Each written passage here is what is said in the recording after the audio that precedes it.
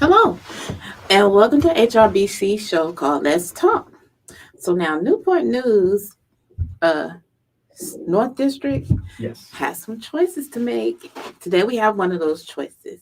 Please welcome Mr. Andrew Hlavacek.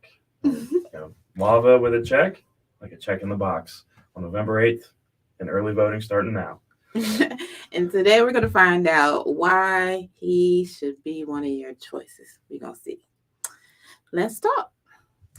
Welcome. Would you like to tell us a little about yourself? Oh, yeah, thank you. First, I'd just like to say thank you for having me. I'd like to say thank you to the Hampton Roads Black Caucus for hosting this and having me on. Um, I'm 34 years old. I work for the Virginia Beach Sheriff's Office. Uh, I have two boys, both of them in public school. And they're pretty much the reason why I'm running because we need more safety in the schools. What the kids learn is super important, and now I want to be a voice for parents because parents I feel don't have a voice recently, and it's unfortunate for them. They want to be heard. They need to be heard, and let's make that voice loud and proud and be there for our students and the parents. Awesome, awesome. Now I have some questions for you. Are you ready? Uh, as ready as I'm gonna be. Okay. How would you improve special education in the school system?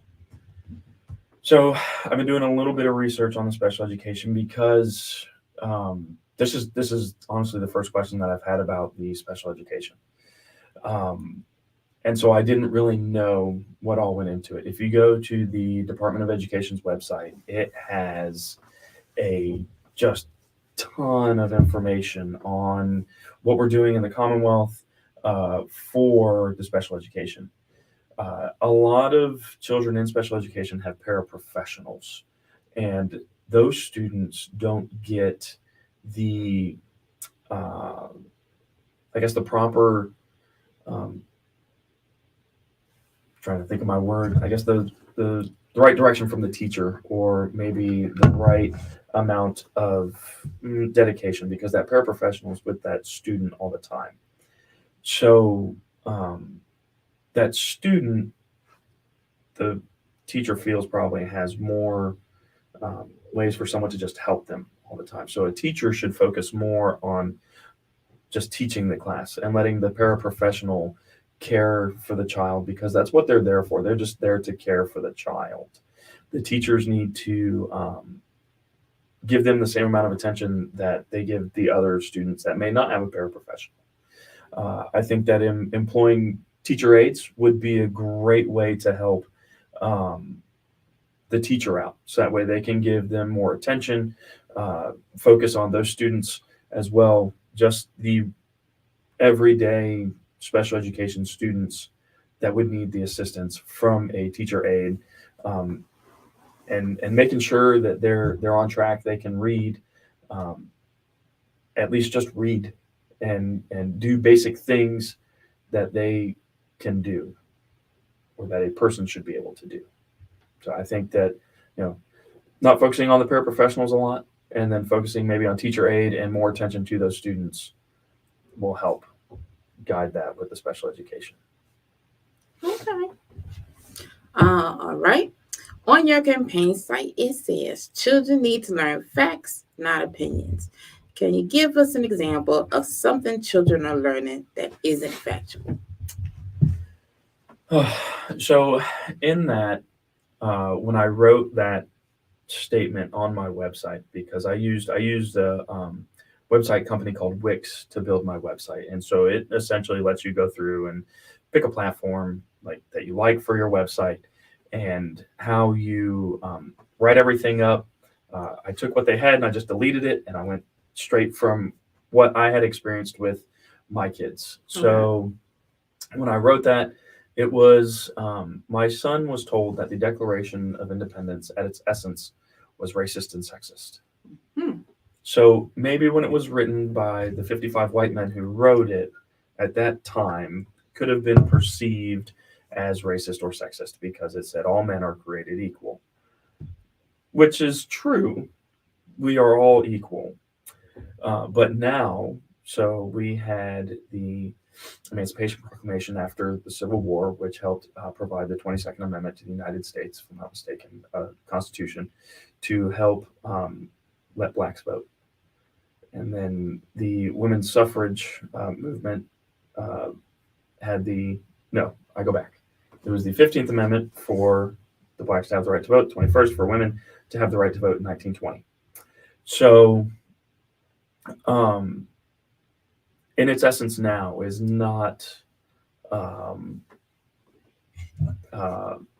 it's not racist or sexist. It is all men are created equal. Everybody is equal.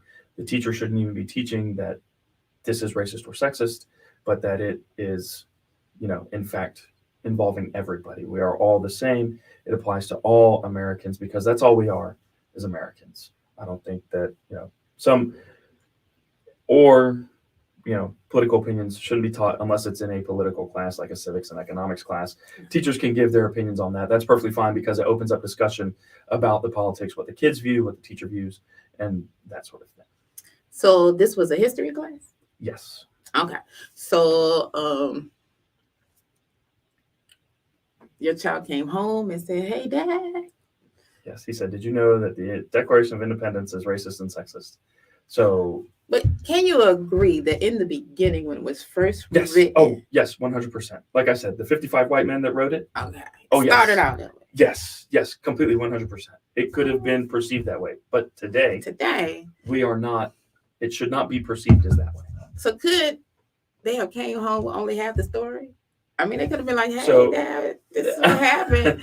But oh yeah, she did talk about some amendments. So I did speak to the teacher. And got clarification on it. So when I spoke with the teacher, he said that they only taught up to the Civil War.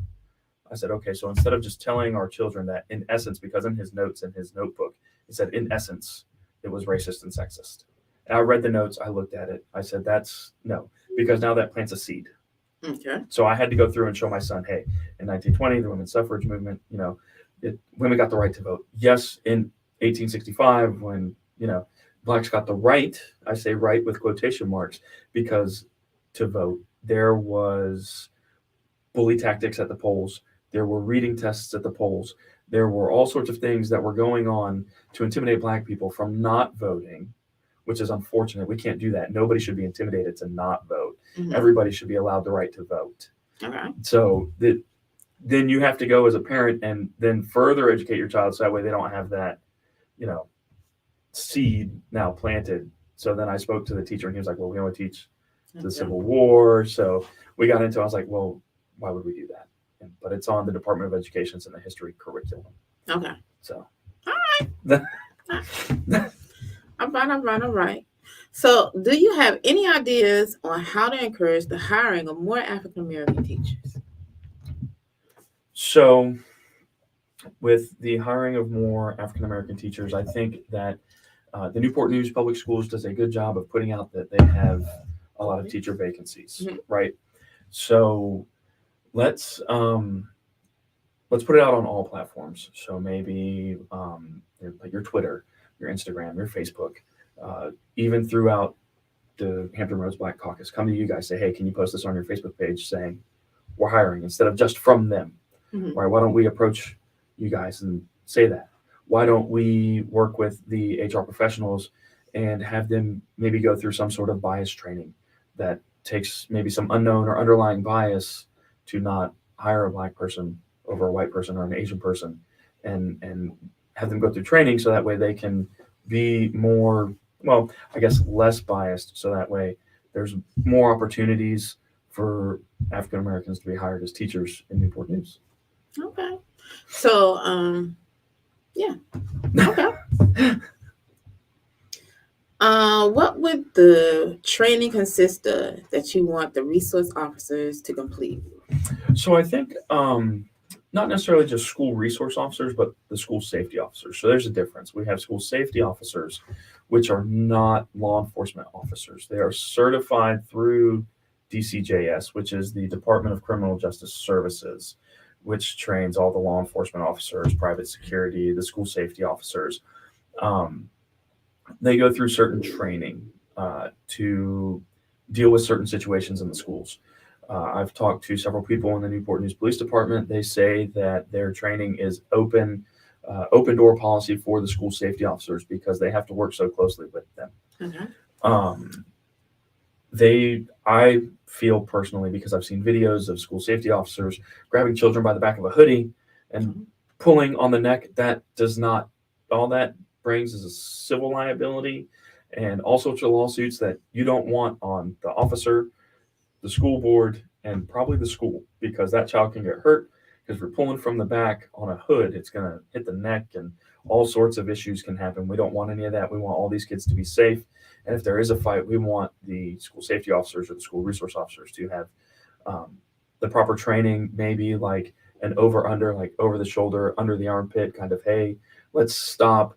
But it takes a lot of time to do that, that sort of training in that sort of situation, or maybe some sort of verbal de-escalation. I don't think we have enough of that. So I am a hostage negotiator. I'm a crisis negotiator. I'm crisis intervention team trained. So all of the mental health aspects and listening to people, I've had the training for it, and I think it would be a good tool to teach the school safety officers and school resource officers. Okay. I can agree with that. What is your plan for keeping our schools safe? Because you see, everybody is which we have a right to be scared for our children, yes, with all these shootings and stuff. Yes. So simple things that are free that we can do.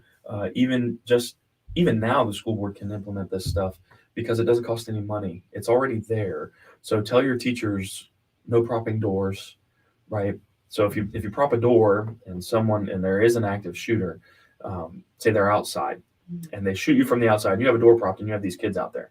Well, first of all, the kids aren't 100% covered if they're over there, but if the person wants to get into the school, they shoot you, you're standing at the door, they can get in because the door's been propped. So no propping doors at all whatsoever. No matter what school, no matter what age group, don't prop the doors. When you go to the school, I know some schools do it. When you ring the doorbell to go into the school, they ask you your name, what student are you here for, and then they let you in, and they want to see ID card when you get to the office. Not just every school, or not just some schools need to do that. Every school needs to do that. So, and this is all free because we already have admin staff there, so they can go ahead and just say, what's your name, what student are you here for? Make sure you come to the office and you show your ID card, and that's 15 seconds of your day right there, just saying, my name is, I'm here for this student, and yeah, I can bring you my ID card.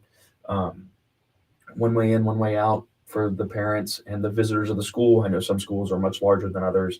Like my oldest son goes to Woodside. I talked to the assistant principal, and they have 1,800 students there. So it's huge. So for them, a single way in would not be feasible for that many children.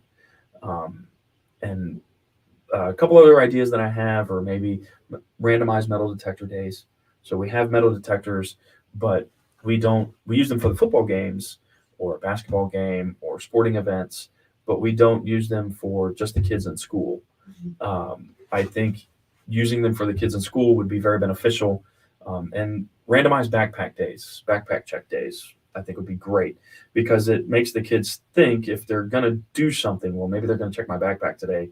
Maybe not. Maybe I shouldn't. We hope that as a deterrent that'll happen. Just that thought of, oh, if they catch me, then something could happen. So I know this year with Newport News Police Department, we have one dedicated SRO to every high school and middle school, which is great. I think that's awesome. That just puts that presence there, and just another level of added security. It's not costing us anything because it's already in the budget for them to be there.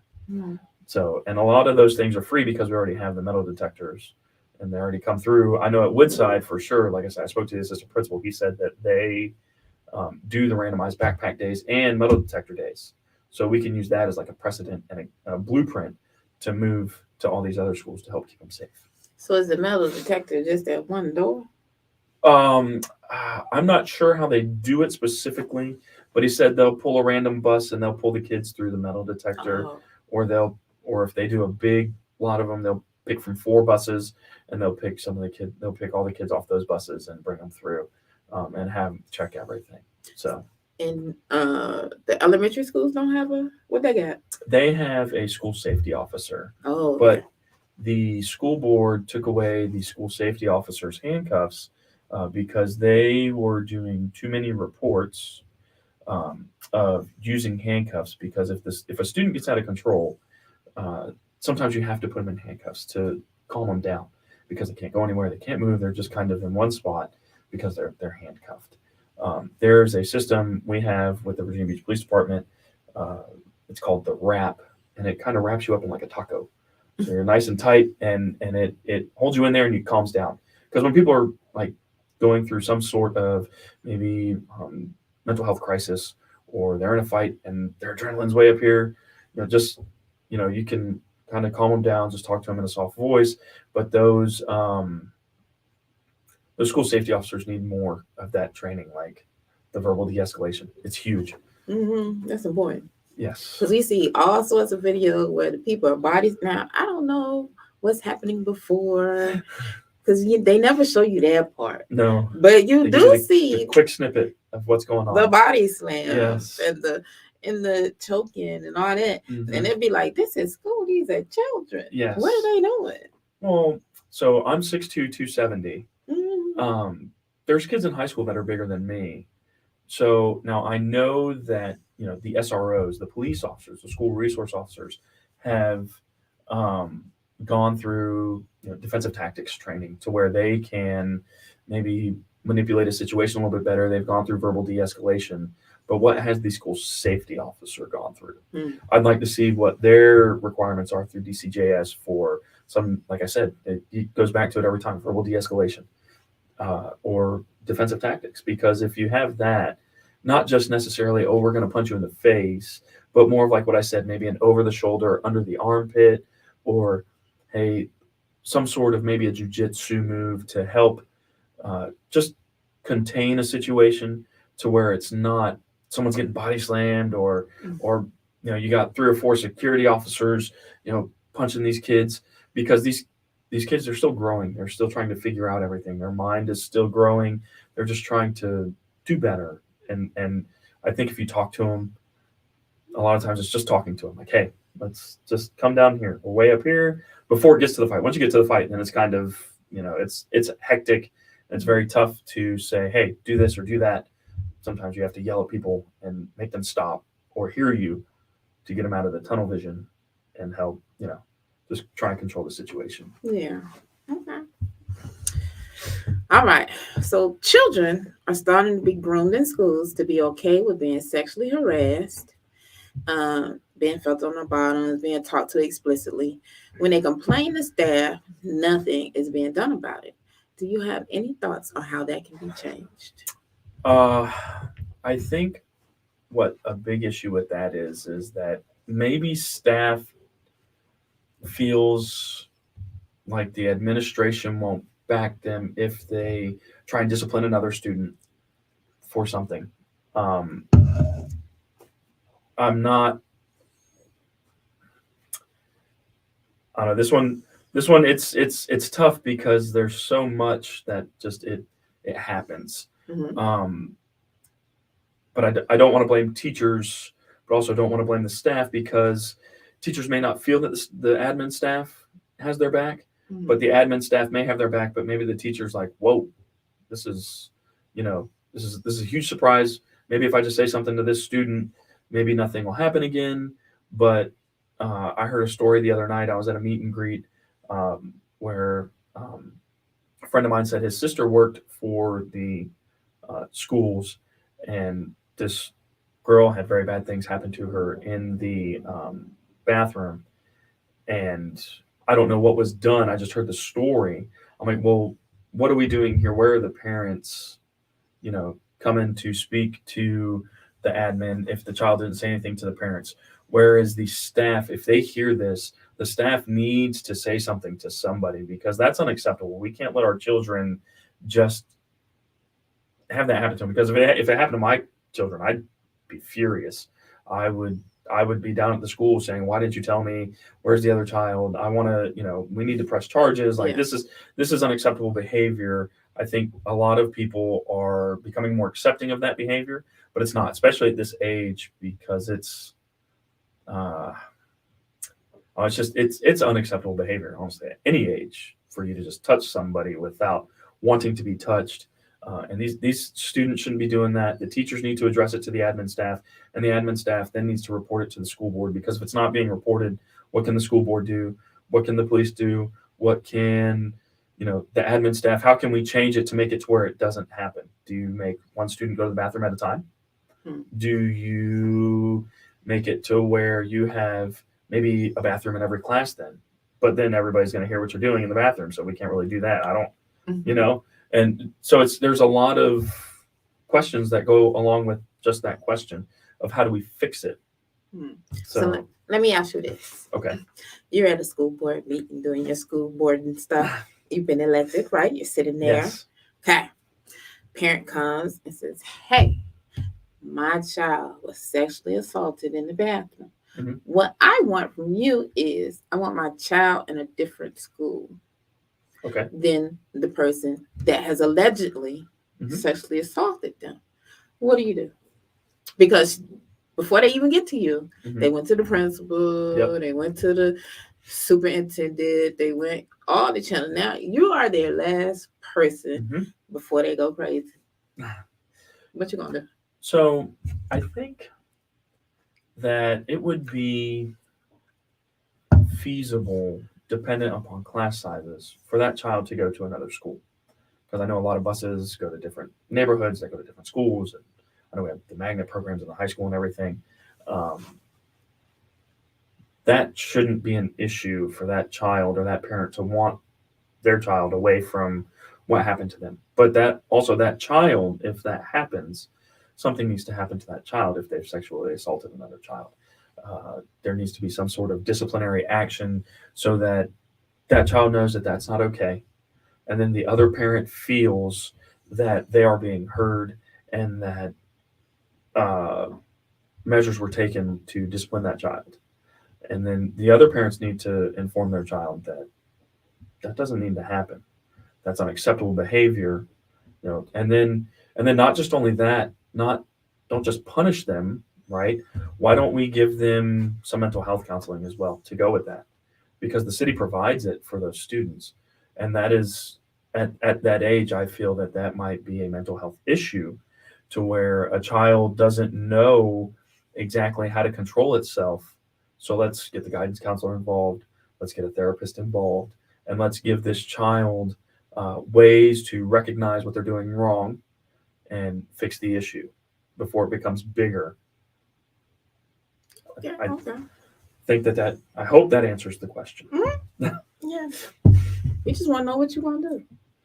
What would you do if that happened? Well, I think honestly, just with any children, I think the mental health aspect is ignored way too much with children. And I think that we need to start implementing it.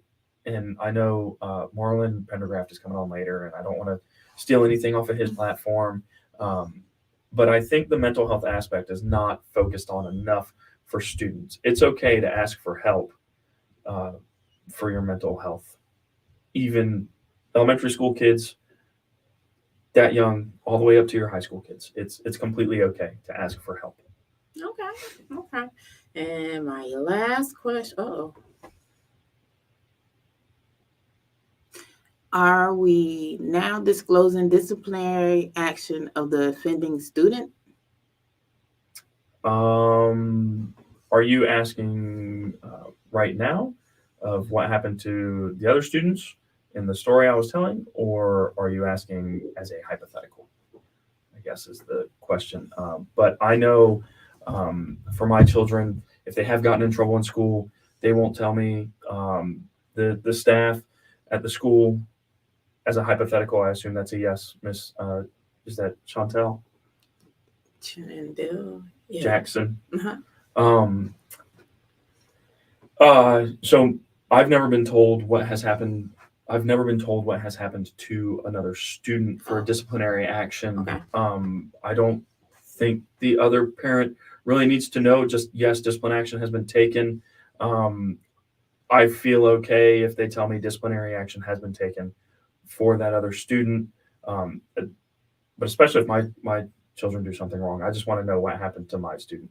So my child was bullied, that the staff weren't allowed to disclose. And that is correct. Right now with Newport News Public Schools, that they do not disclose the information of the, okay, all right. Yeah, they do not disclose the information of the other child to you. They will let those other parents know. Well, here's something that's been on my mind. Okay. Like, my child is out of school now. Yeah, But when she was congratulations. in school, she got into a fight, right? Okay. And like, they'd be like, your child is suspended for 30 days. Mhm. You watch the video and the other kid is the one that initiated it. Okay. Fine. Why they can't tell me that the other child's getting suspended too? I need to know that my child isn't the only one that's being disciplined. I mean, like, Would you be okay with them just telling you that the child has been disciplined, or do you I need to want know. more of what they got? I need to know they've been suspended too. I mean, I don't think So, that's real fair that my child, they mutually combated. Yes. My baby won, but but she got suspended. But I want to know why you couldn't tell, not you, but why they couldn't tell me the other child is getting the same suspension. I mean, how hard is that? I think it's a privacy thing with the kids. I think I'm not 100% sure. I don't really have a concrete answer for you, but I can look it up and I can ask around and I can see if I can get you a really good answer for that.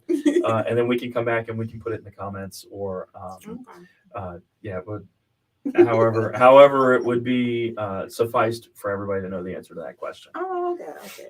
I mean, because I don't really have to. I'm quite sure if they didn't tell me, my daughter would tell me who she got into the fight with. Yes, exactly. So, yes, the kids are going to tell you anyways. I feel your passion for children education. I do see any clear stated plans for change. Can you please share a well thought out plan to improve the current state of education and discipline? Education and discipline.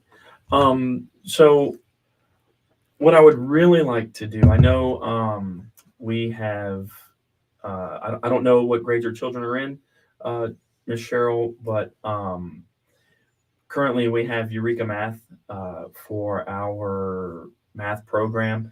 I'd really like to see some other math programs that we could look at to bring in, because our 8th grade math SOLs in Newport News, the passing rate was 30%. That's unacceptable.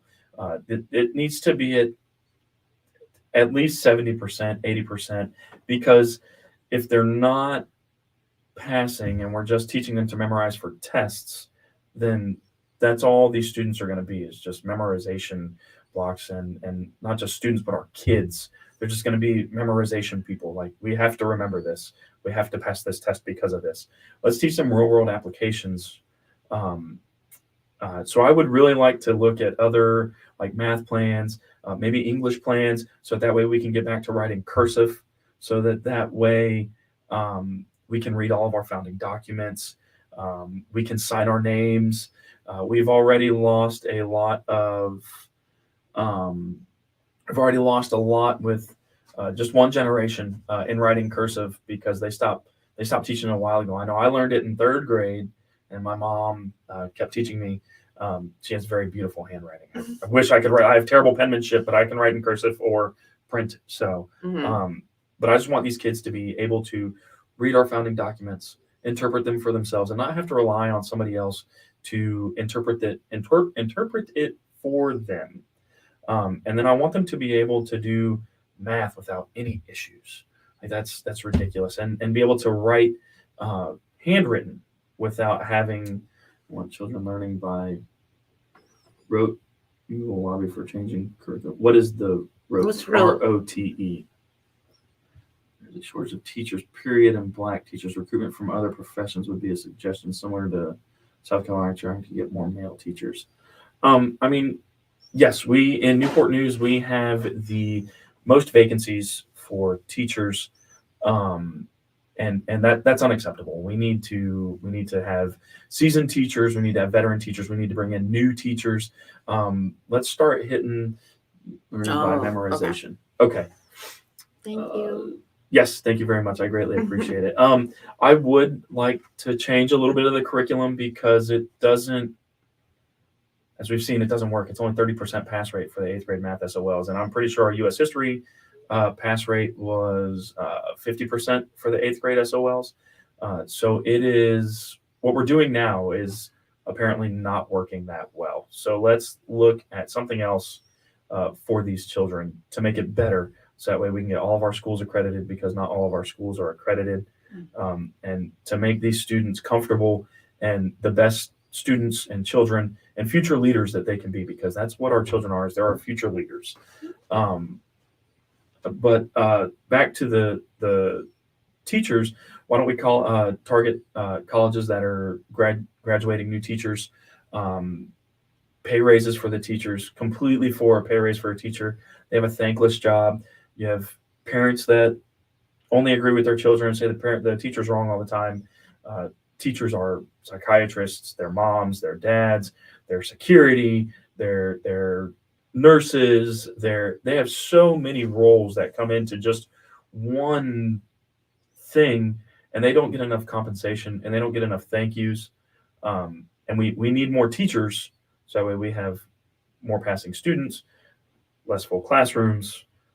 That way the teachers can focus more on these students with smaller classroom sizes. And I hope, Ms. Cheryl, that answers your questions. Now, Ms. Shirley made me have a question. Now, perfect. You say you don't want them to do memory, but isn't history and math memory? Yes. I don't want them to have to memorize for a test. Not just, this is what you need to know for the test, right? Okay. So, yes, history is a lot of memory. So let's look at the book. I know every student is different. Have you asked teachers what they want? I have spoken to one teacher while I've been out campaigning, and he is not a fan of the Eureka math. So I think it's a big issue with Eureka math. I don't think a lot of teachers like it. But I would definitely love to sit down with some more teachers and have a conversation and see what they say about it, and go from there. Okay. But for the memorization part for history, I know history is very important because it's not always doomed to repeat itself, but it does have a lot of the same things a lot of times, and you need to be able to know your history to make it better for the future. Right. So even the good, the bad, and the ugly in the history of the country, and of the world, let's take it, learn from it, and make it better for the future of us. Ms. Cheryl, with all the questions, you are asking awesome questions. Mechanical or habitual repetition of something to be learned, versus creating independent thought processes. Some children, or well, not some, but a lot of children, because their brain isn't fully developed, don't fully have that critical thinking skill, because they're being taught by their parents, they're being taught by a teacher. They have a lot of influence on how they're supposed to think from outside entities like their mom, their dad, their teachers, their friends. They learn also their friends' parents. They have all sorts of these outside people that are telling them like how to think or encouraging them to think a certain way.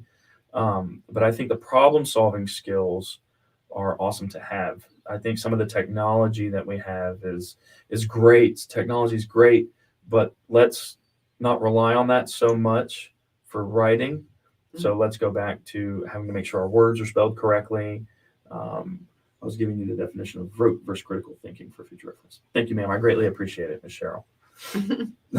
All right. So the last question. Tell us your top 3 goals you would like to accomplish if elected. Ooh. So it's not really tough, but I don't know if they're exceeding too much or unattainable. I don't like to think that way. I think just safety for all the schools is huge. Getting, now that we have one school resource officer for every high school and middle school, I think that's great.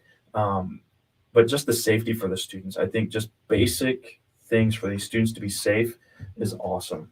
Okay. I think what these students learn, going back to it, it's everything that's in my campaign, this safety students, parents. Those are my goals. I want the parents to feel like they're being heard and that they have a voice in what their kids are learning. And then what the students learn is very important. So we need to give them the best education that we can give them. And I think a goal of mine would be to have all of our SOL pass rates at least at 80% for all the grades. I don't think that that's too hard to ask, but I think if we look at different curriculums, maybe that can get there. And yeah, so the safety, what students learn, passing rates, and then the parents. I want the parents to have a voice and know that they can come talk to us and that, they can hold us accountable because we work for them. Yes. Okay, as long as you remember you work for For them. them, that's correct. That is correct. And when people write, if somebody writes you, is you gonna write them back? Mhm. Because I noticed a trend of people saying they have written the school board and they don't get replies. I called the school board and I only got one person to reply. Mm. I called the clerk. I called my opponent when I was a parent. Left voicemails, got no response back.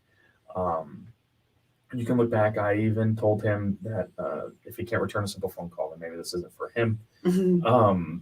I'll return your phone call. If I don't return it that day, then I will definitely return it the next day. I'd like to get some office hours so that way people can call me whenever during those times, and I'll be more than happy to answer a phone call, shoot an email back, shoot a text back, whatever needs to be done, so that way we can make sure that our students are taken care of and the parents are taken care of as well. All right. So now, if you're elected, this is forever in social media. That is perfectly fine. That is fine. I want to be held accountable. If I didn't want to be a voice for parents, I wouldn't be doing this. Okay. We shall see. Yes. Hopefully. November 8th. Well, now through November 8th, early voting. Remember, Hlavacek, like a check in the box. All right. Well, that's all the questions that I have. And I see that we don't have any more social media questions. So thanks for joining us. Of course. Thanks for answering questions. We appreciate it. Yes, ma'am. Bye. Bye.